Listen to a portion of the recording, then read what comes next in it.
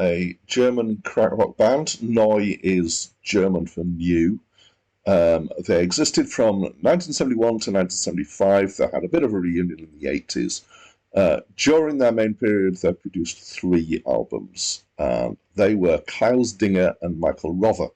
So they were known for being krautrock, and I'm going to very quickly talk about krautrock. It was a musical and artistic movement in Germany in the late 60s, early 70s, particularly. And although it wasn't particularly mainstream outside Germany, it's been endlessly analysed since because it turned out to be hugely influential in lots of the popular music that we have these days and before. So it influenced rock, progressive rock, punk, and rave of the 90s and into dance music and trance and ambient. And the seeds of many of these things can be heard in the krautrock scene, which was in itself quite musically diverse. Hi, my name's Dan. So if you know this album, or if you're hearing it for the first time and you've got an opinion or a reaction, please do stick some comments down in the comments down below. I'd love to hear what you think. And I'm chucking these reviews out at about 1 a day at the moment. I am working through a list of the 3,000 greatest albums of all time, according to the list. And it's a great journey, so please join me by subscribing, wherever the button for that is. I have no idea. Okay. So let's get into the album. So this is a classic krautrock album. I talked about krautrock in the introduction. It's Neu with a legendary producer called Conny Plank, who was involved in quite a bit of the krautrock movement.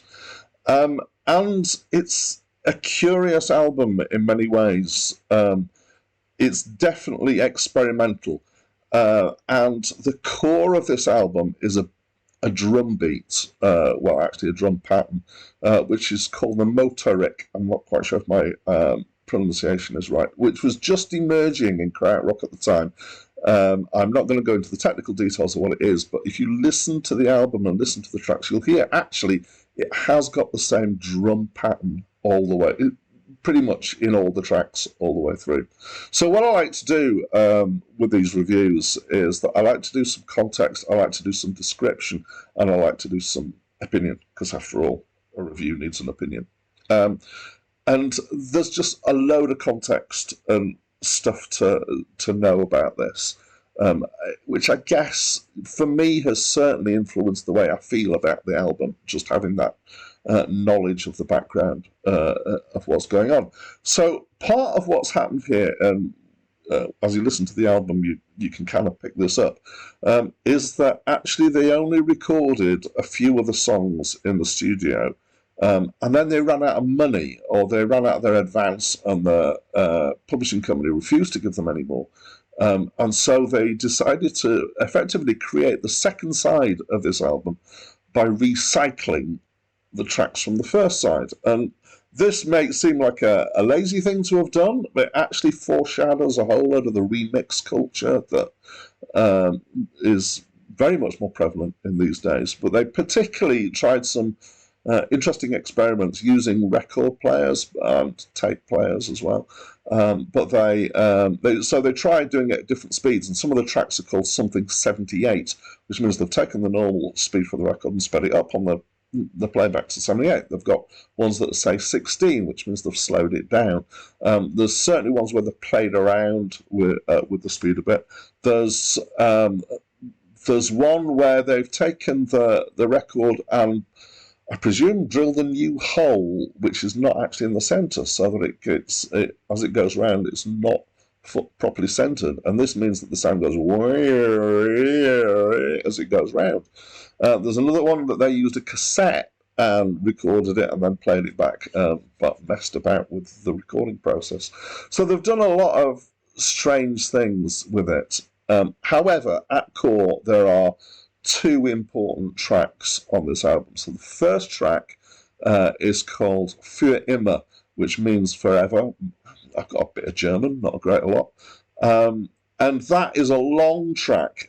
So this is a track that could be described as being what's called space rock, which is basically a thing that just goes, it trundles on and on and on. And it's kind of proto-ambient, or it's coming before the term ambient was used by Brian Eno in the later 70s, but actually this kind of music was starting to come into vogue. And some of the stuff that this is actually like some of the minimalist stuff that was being done in the avant-garde classical stuff at that time, or a few years earlier than this. But the nature of this track is that it's long, and it's very, very repetitive.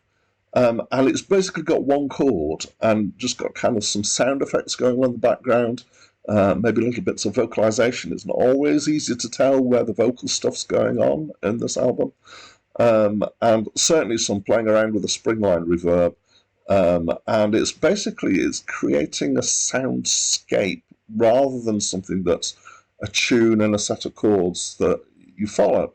And if this is the first time you come across music like this and you're used to music that has verse, chorus, verse, words, tunes, changes in chords and things like that, you might initially think that this is actually really quite dull and boring. And some people do find it to be, but I think the intention is that you don't listen to it necessarily in the same way. And when Brian Eno talks about ambient stuff later, part of the stuff that he was saying was that actually you don't necessarily listen as intently to this music as you do to, a rock album or something. And it's kind of like backgroundy music, but it gives you a sort of trance-like experience or similar to that. So for me, I find this kind of stuff, I don't mind it. I wouldn't want to put it on as something to kind of sit down and listen to and go, yes, what about it? It's backgroundy, it's deliberately like that. I find it really good working music, this sort of thing. Interestingly, the other track that I think is particularly significant on this album is the last track, which is called Super. Now, the drum beat is the same, but it's sped up just slightly from Für immer. The approach with the music is almost the same, in that it's kind of drony again, but the attack on it is much more aggressive. And this is where people have said that this sounds like it's kind of pre-punk or proto-punk, is that it's actually very kind of dynamic and energetic, even though it's very similar. Now, the one thing I have to admit is that in this track there are some chord changes. There are two of them. It changes chord towards the end once, and then again near the end. So it does have these little changes, not like a lot of music where the chords change, every bar. But it's the thing that I found interesting about this is that you deal with it in one way and it becomes trance or ambient. You deal with it another way and it becomes punk. And they're really quite similar, actually, in their approach.